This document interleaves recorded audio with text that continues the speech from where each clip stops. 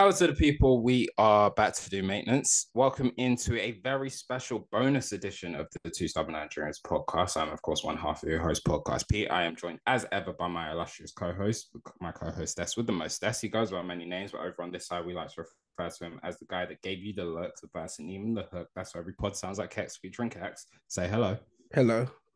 And we are here today for a very special bonus edition of the Two Stubborn Nigerians podcast. But before we get into it, if you are a fan of this type of thing, we are a podcast that you can find on Spotify, Apple Podcasts, Amazon Music, or wherever you get your podcast from. We drop episodes weekly where we discuss all the biggest and burning new releases in rap, hip hop, R&B, Afro beats, drill, jazz, pop, rock, funk. If it has beats behind it, we listen to it. Yes, That's sir. how we go. We have engaging and complex debates about serious topics in music, like why isn't there a choir on this song, and why has this artist not reached out to Masego for the trumpets, and We're gonna figure it out. we're going to figure all these burning questions out, and we discuss a certain Canadian rapper a little bit too much. But you can find all of our content, as I mentioned, on wherever you get your podcast from. You can find us right here on YouTube as you have done so. Our YouTube account, which is Two Stubborn Nigerians. Please do like, subscribe, and ring that bell for notifications. And of course, you can stay up to date on all of our content on our social media platforms. On Twitter, we're at 2S Nigerians, and on Instagram and TikTok, it's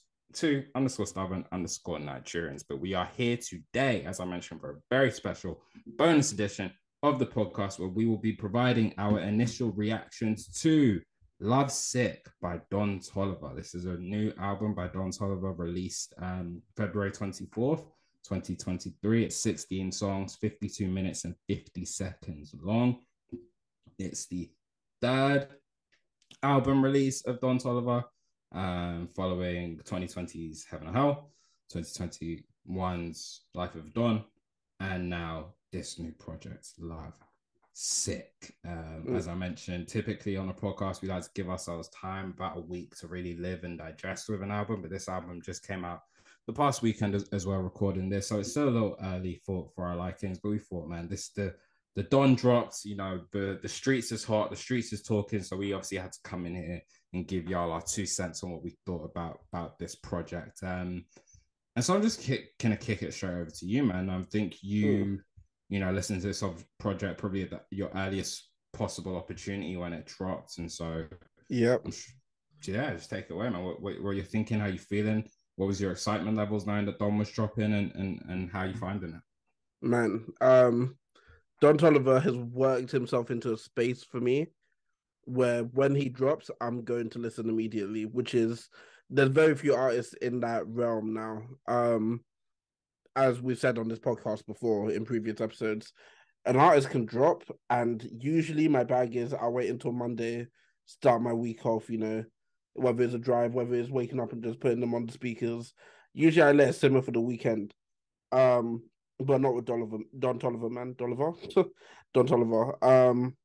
He's worked himself into rarefied air for me, man. So I was very excited. I was shocked, in fact, to see that he was dropping an album. Which in hindsight, I really shouldn't have been, because Life of a Don came out a while ago. When did Life of a Don come out? 2021, you just said? Yeah, it was a while ago. So maybe I shouldn't have been as shocked, but at the same time, it just felt like, oh, this is sooner than I expected. Um, that being said, obviously I saw the promo that he was in the studio and that he was going to release something on the Friday. So I said, okay, Friday, me and Don Toliver, we're gonna enjoy some music together, man. Um, the Friday came, I sat down, downloaded it first thing in the morning, and did just that, man.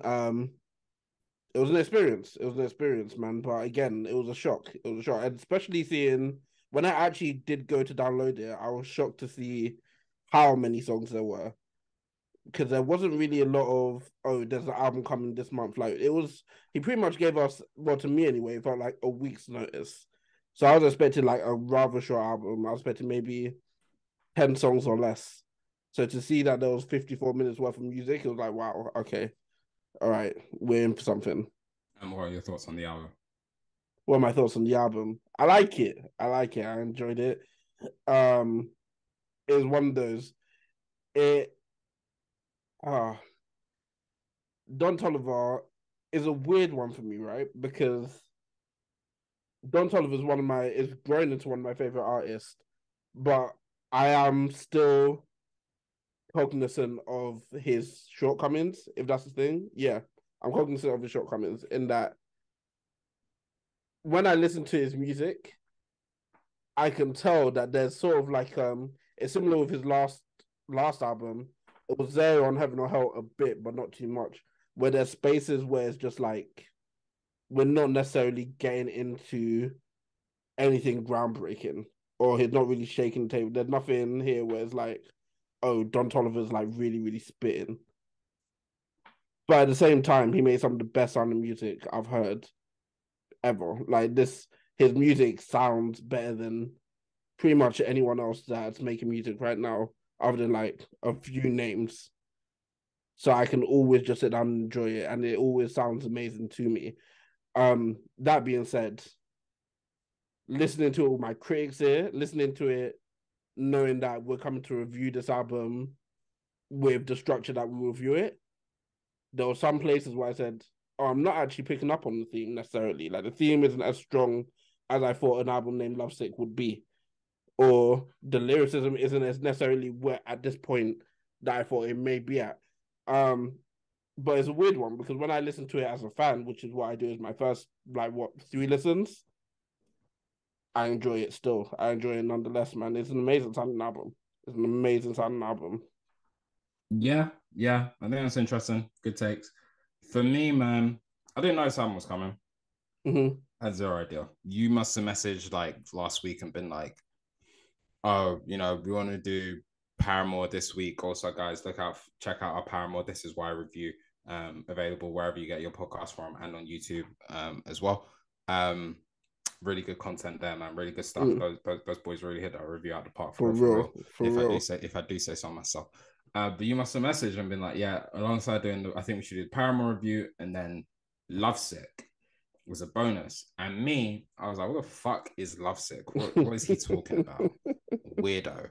I just left it because sometimes you just be saying shit that you don't ever follow through with. Something like this is just another one of Raheem's things. That's absolutely fine. And then it wasn't until Joab must have messaged me and been like, I need to be on the podcast for when you guys review Don's album. And obviously you're not here, bro, but I got your message and I was like, Don Toliver's dropping. When? He was like, this Friday. I was like, huh, let me check that. And I realized, oh, this is who Raheem was talking about, Lovesick. So Don Toliver was dropping. I didn't get a chance to listen to it over the weekend. I listened to it just this morning for the first time. Mondays we're recording this. And when we did our review of Life of a Don and we had Marco come in and support us with that, shout out Marco, I know you're listening. I remember saying at the time I wasn't disappointed because I did like the album, but I was unenthused because it felt hollow in so many places. There were a lot of filler and there were a lot of songs that were just sounding fine but saying nothing. Like he really perfected the art of saying a lot without saying anything at all. Like he's talking, he's singing, he's rapping, whatever he's doing, but nothing is actually resonating or has any real substance or meaning. And not even substance in like, oh, it's deep. Oh my God, there's so many layers to what he's saying about the storytelling, but just in like, it's just not saying anything, anything that's even relatively coherent, but it sounded fine. But because of that album died a very quick death for me, to be honest with you. And like, since I found out he was dropping, I listened to Heaven Hell relatively recently. I think it's still tremendous. And it recently just hit platinum. So congratulations to Don on that. I remember thinking back to myself about the Life of a Don album. And I haven't listened to it back since or for a while, but I can only tell you there's only one song I remember. What's that? Swinging on Westheimer. Right. That's it. Like, I can't, if you were to name me a song off that album that wasn't Swinging on Westheimer, I actually can't hear how it sounds in my head. There's no recollection for any of them because they were so, for me, unmemorable. This is a welcome return to form for Don Toliver, I believe, on this project. It feels a lot more filled out, a lot more fleshed out, a lot more thought out. There's more depth than just the songs sounding good. knowing, I believe they're still in a relationship, but knowing him and Callie are in a relationship together. I did not know that. That makes a lot of sense. I was wondering why she was on every album. Because she's Kali Uchis. I mean, even if they weren't in a relationship together, I was like, I would want Kali Uchis. If when I drop my album this year, I want Kali Uchis on my album. Kali, if you're listening, let me know the price. I'll send it. No, don't get it wrong. I understand why Don Toliver wants Kali Uchis on every album. Okay. I understand why Kali Uchis was agreeing to be on every album. No, I feel you. That's a good dynamic. That's right. But yeah, I don't know if they still are. I know that at one point they were, I believe, dating. So, and then to bring that together and then have the song that they did and what they're saying in the song, I was like, okay, this adds a layer which allows this song to mean a bit more in my listening. It sounds brilliant. Sounds brilliant, but now I can actually appreciate the meaning behind, or the feeling that you would have had behind this song type thing. And that was apparent through a lot of the songs through this project. So it's a welcome return to form. And I'm going to pass it back to you by saying these features. Bam, it was a weird one. Paul, it was a weird one because obviously you listened to it this morning. I listened to it Friday, and I've been living with it this whole weekend and today included.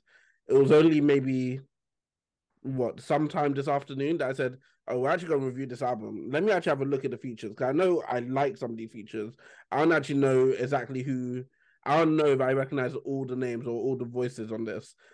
And then just looking at all the features, there's a lot of features on this album. A shit ton of features. There's a lot of features, and all of them show up. All of them show up, man. Every single one. Whether it's Lil Durk, whether it's Kali Uchis, whether it's Future, whether it's flipping Charlie Wilson. By the way, and I tweeted the day that the album dropped. Calling Charlie Wilson to feature on your album is never going to be a mistake. I don't care who you are. I don't care what genre of music you make. If Charlie Wilson is there, it's a W. That's going to be at least one song in the talk that we know, hey, if anyone's going to like, if we have a fan of Raheem already, that's one person that we know is going to listen to the song until it breaks. That is, oh, man. The features came to play. The features came to play. The features definitely came to play, and the way Don sat alongside the features was really nice too. And they all fit the respective vibes of their song really well. Really well. Like, there's a big juxtaposition between Let Her Go with James Blake. Yep. And just having James Blake as a feature is my God. enough. Do you know who James Blake is? Oh my God. Do you know who James Blake is? Flipping hell, man. James Blake. But then to have that, and then to juxtapose that directly after with Leave the Club featuring Shma, Lil Durk, and Big Glow. We might need to retroactively give a 2020 rapper of the year. Man said, if I ring your phone, make sure you turn up with your dick. I said, excuse me. I am not a piece of meat. I haven't heard you speak this vulgar since you came out. I thought I was listening to Meg through Gorilla's voice. I was like, wait, what's going on?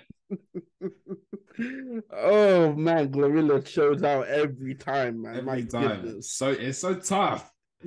And then we got a return of Bugatti Biebs, the best version of Justin Bieber, Bugatti Bieber. I said Bugatti Biebs. What do you think about 2013 Bugatti Biebs? What do you know about Bugatti Biebs? That's the craziest nickname. This is the Bieber that was on rodeo. Yeah. This is Bugatti Biebs, man. I missed this Bieber. He showed out. I was about to say I don't like the regular Bieber, because me too, I get my peaches out in Georgia. Like, don't get it twisted, but when Bugatti Biebs comes to play, alongside Super Future, Free Band Gang, Hendrix, my God. What a song, Private Landing. My God. Don floated on that one. Yep. And then to take me from there straight into it. Wizzy. straight into it. Starboy. Did you know he was coming on that song? I didn't know any of the features. But I didn't see a single feature. Every feature was a surprise to me. Marco said, because when I was listening to the album live, obviously, to no one's surprise, and I'm sure not to your surprise either, For Me had me stuck. I was stuck on For Me for maybe, let's say, 15 listens in a row. I'm like, oh, the Girl Them Sugar sample? Alright, cool. I don't have to go nowhere because you've already played my favorite song. The rest of the album isn't going to meet this standard. This is my favorite song of the year so far. Well done. And I was stuck there and I was happy there. And I messaged Marco and said, yo, he used the Girls Them Sugar sample. Yeah, I'm here. I played this song at least 5 times already. He said, wait until you get to Slow Motion. I said, Slow Motion? Alright, cool. I listened to Girls Them Sugar another 10 times because I told you at least 15. At least 15 times it got played. I was like, okay, let me move on. Once I got to Slow Motion, and the thing is, I didn't even know. I was just like, let me get. The song played. I heard Wizkid's voice. I said, there's no way he got Wizkid. I looked at the song Slow Motion like Marco knew. He knew. He knew. This is why he was on the last podcast with Don Toliver. He knew that I was gonna love this one, this specific one right here. Man, yeah. No, Slow Motion is one of them. It's one of them, man. Just watch out and getting too close to your mic for me, please. I'm getting a bit muffled every now and then when you do that. It's just when you lean in, but you're good. All right, calm. Yeah, Slow Motion, one of them. The Beanie Man, Girl Them Sugar, sample, sensational, man. Shout out Pharrell. Pharrell. Yep. And shout out Weezy for flipping it. Yep. Shout out Weezy for flipping that original. That's beautiful. And I said this, man. I was thinking this when I saw Large Professor last week, and they were talking about, the samples that he used to flip and make the Nas beats and whatever and that type of shit. And I was like, man, we're in the age where the samples are getting flipped. Hip hop's getting flipped, bro. Look at this. Isn't this beautiful? Yep. Hip hop is providing the basis for new hip hop. It's so beautiful. And y'all niggas want to complain? It's magical, man. And it's one of those, like, I think everyone's starting to accept it for what it is now as well. Because I think there was a time period where people were pushing back. This is one of my favorite things. It's one of the reasons why, especially in the UK, when our artists like grab samples, well-known samples as well, and flip them, one of my favorite things. One of my favorite. I can hear the sample clearly. I'm enjoying it twice. I'm enjoying it for what it was and for what you turned it into. And I think that's magic in itself, man. That Digger D Pump 101, I'll teach you. I'll load up the pump for you. I'll teach you how to stunt. Yo! But this one, yeah, this was nice. And this was beautiful. Made me feel like it was summertime. It was raining in my car. The rain was hitting my car heavy. I was in my car worrying if I could stand the rain like Missy Elliott, but I felt like it was summertime with that Beanie Man. I was scraping the windows. I said, man, I need to change my shorts. Fam. Oh shit, I left my sunglasses inside. You know what I'm saying? Let me get a little rum. Let me get rum and coke and 2 sour lime. You know what I'm saying? But then first name Charlie, last name Wilson. Man. Huh. The features were sensational. Like, the features were sensational. And I think they served to accentuate what Don was doing and what he was trying to do. I do think, I for me, do think that's the overarching takeaway I've taken from my, like, 2-ish listen and a half, if I'm being truly honest with myself. So this is a genuine first reaction, is it's just a return to form of what I personally believe Don Toliver is and should be as an artist, where I feel like he lacked a bit on Life of the Don. He's picked it up here. And I really, really appreciate that. And I think the features do help that as well, because it feels like a much more curated project. Like, it's not just songs that sound good. There's stuff behind them. Because like we say, all the features do that thing and they slap. Yeah, they have to slap in the context of their individual song. Do you see what I'm saying? So, like, Dirk doesn't come on Leave the Club and start talking about, I lost my bitch the other day, I'm emotional. He's on brand with what the song needs him to be. Future's on brand with what Private Landing needs him to be. Brent is on brand with what Bus Stop needs him to be. And so it shows that there's an actual sense of thought going into these songs rather than this sounds dope, which a lot of Life of a Don did. But for me, it still felt hollow. This doesn't feel as hollow. Right. Fair. That's the thing. I think one of the things I struggle with listening to Don Toliver albums in general, and this is all of his albums, and I say struggle, it's probably the best type of struggle that you can have with an album, which is I have to lock all the way in. I have to make the most conscious decision ever to really like read along with the lyrics if I'm going to pick up on all the lyrics, because to me the music is so, it sounds so good that if I don't make that conscious effort, I'm just enjoying the sonics of the song. Like I'm enjoying the vibe of the song way more than I enjoy necessarily what I'm hearing, unless it's like Glorilla, who you can't help but listen to Glorilla, you can't help but listen to Charlie. But when it's Don Toliver, oh yeah, I enjoy the vibrations of it, you know? Like it's weird. And the thing is, there's nothing wrong with that. Mm-hmm. Like there's nothing wrong with that. It's actually a skill. It's him using Mm. his voice as an instrument. That is a Yeah. skill. It's just the way I like to listen to music. And like I said at the time, I've said of artists, when I've seen you do it, like Heaven or Hell is an example of where I have seen him do it. Heaven or Hell, as much as those songs sound fucking phenomenal, he has me gripped with every word he's saying. You know what I'm saying? On songs like Euphoria. Is Euphoria in Heaven or Hell? Yeah, Euphoria's on Heaven or Hell. Mm-hmm. On songs like Euphoria, after Party, some of these songs I'm gripped with what he's saying. And it doesn't feel hollow. And so that's just me. But there's nothing wrong with actually just going in there and just loving the songs because they sound phenomenal in your ear. I just can't do that with Don because he set such a high precedent. Like, do you remember Can't Say? Man, God. Can't Say? Oh my God. What type of introduction? That's the first time I said, I know you haven't told me who this feature is. Travis Scott. I'm gonna find it. I'm going to find him. There's no way. It's the highlight of this whole album, and this whole album is elite. Yo, yeah, that's the thing. I think that's the pressure that's on Don Toliver now, man. Like, he came out swinging, and then his first album was elite, and him on Jack Boys was elite, and that second album, for whatever you think of it, was really, really good music. And now you have this as well. There's pressure on his shoulders to keep on delivering. At this point, if I'm Travis Scott, you're the face of Cactus Jack. Even though, yeah, cool, Cactus Jack is me, but this label, like you're the feature artist. Like this is, we go as far as you can take us, really, really. Because I'm Travis Scott at the end of the day. If this label fails, I'm still Travis Scott. You are the artist that's going to take us where we need to get to. Like he's one of them, man, and I think he could be truly, truly like one of the greats of this generation. He's wearing it. He's on that trajectory as we speak. He's wearing it. He's a star in his own right. It's up to him if he, wants to develop and work and be in the gym, hone his skills, 2,000 shots a day to take himself from a star to a superstar, man, and get that, fully guaranteed max contract that we're more than willing to pay him. But he's on the trajectory.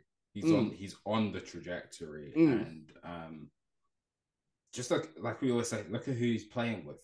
Yeah, James Blake is not a small artist. James Blake is James Blake. Bam. James Blake made Retrograde. He made Retrograde as a joke thing. Like that's James Blake made Retrograde. Future made Future's Future. Bam. Future made Xanax Damage. Future made Dirty Sprite and there's a Dirty Sprite too. Like, fam. And Wizkid made Lagos. Bam. He wasn't made in Lagos. He made Lagos. He made Lagos in Lagos. Because that's what ain't that crazy? So yeah, he's playing with some big artists. It shows you the standing and the respect that he has in the game. Innovative sound, innovative samples. I love the work. I really do. It was really enjoyable. Listen on multiple fronts. For me, favorite song. Favorite song? Are we doing favorite song? Do you want to do top 3? Or just favorite song? Just name me a favorite song. I don't really have a top 3 right now. You can name a couple because I know what your favorite song is. Yeah. Because I didn't even. It's a struggle for me. I have 3 songs competing for it. For me, as I said, Use the Girls and Sugars sample. You got me. That's it. I'm here. Slow motion with Wizkid. Wow. Wow. Yep, works every time for me. One of those songs that I will struggle not to listen to it 5 times in a row. And the last one, Bus Stop, featuring Brent Faiz. Wow. Um, I didn't know I would like Brent and Don Toliver together.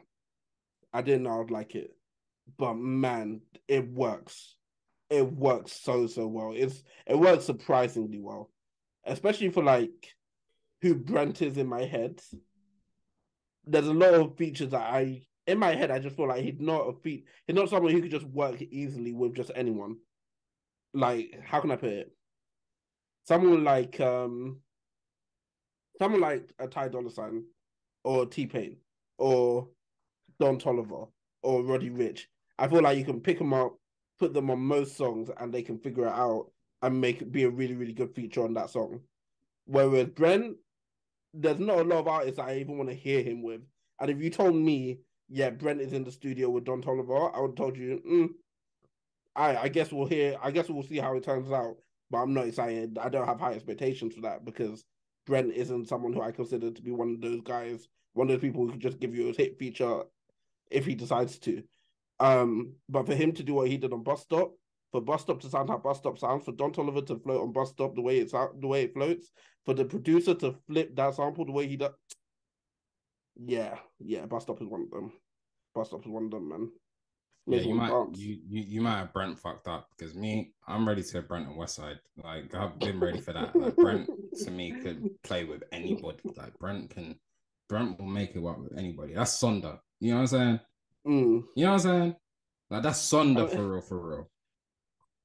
I mean, you say that Brent can make it work with anybody because nothing on Wasteland sounds like "Can I Talk to You?"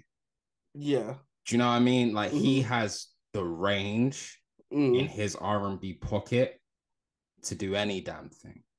But this ain't a Brent and Fires conversation, although it could be if we wanted it to be. Maybe we'll table that one for a different day. Stay tuned on the Two Stubborn Nigerians podcast page as you are here listening to. Don't forget to like, subscribe, and ring that bell for notifications. Leave a comment too if you're enjoying yourself. Yes, sir. Or if you're not enjoying yourself. We're probably not enjoying ourselves either. Yeah, man, for me is one of them. One of them. I absolutely love that. Private Landing. Like I said, the resurgence of Bugatti Biebs, sensational. Yeah. Future, just sensational. Continuing his form as one of the best R&B artists on the planet, as we saw on last year's album, I Never Liked You, specifically on the single Wait For You, and also on the single Puffin' on Zooties, which is where we haven't had anything better in rap since that song came out. Also, I'm going to use this moment for no reason than the fact that I think I'm going to do this on every podcast to once again ask for the Memphis Correctional Facilities to free Pooh Shiesty. Because it's enough. It's enough. It's sorry. It's enough. Sorry. It's enough. And then thirdly, if I had, man, it was great to hear Charlie Wilson. It was so fantastic. It's always great to hear Charlie Wilson, man. That's a legend. These kids don't know about Charlie Wilson, bro. Damn, it's one of the reasons why till this day I'm so happy that Brockhampton put him on their album. I'm so happy that he's on this album. He was on whose album was it? It was I don't think he was on the album. Was he on the album? Which album? Eagle. Yeah, he's on Earthquake. Oh, yeah. So I'm happy that he was on Earthquake as well. But I'm just happy every time I hear Charlie Wilson, man. No, for real, because we need to make sure that the kids understand who Charlie Wilson is. For real, man. Because I know they don't know about the Gap Band. That's fine. Yeah, that's fine. Do you know who first name Charlie? Last name Wilson. He was just wondering if he could take you out, show you a good time, invite you to his house. He's not demanding you come. If you want to come, you can come. The same Charlie Wilson who is the star of a song which has Snoop Dogg featuring Justin Timberlake on it. That Charlie Wilson. Like I said, we. Yo, you got fam. He doesn't get brought up enough in terms of who are the greats in the R&B history. Charlie Wilson's name is not mentioned enough. I'm not holding it against you, but we need to start changing some things around. Like, let's not forget. Charlie or Smokey? Oof, that's a tough question. I personally, I have Charlie, but it's biased. It's biased as hell. Just because my name is Charlie, last name Wilson was my song. Like, that was really what I was. Fam, my mum used to play that. I said, Mum, wheel it. Mum, play that again. My mum would say, yeah, let's play it again. And I'll say, yo, play it again. Play it one more time. Because I don't understand. Here is my number, and you can call me. And don't forget it, babe. My name is Charlie. Yo. My God, talk about Riz.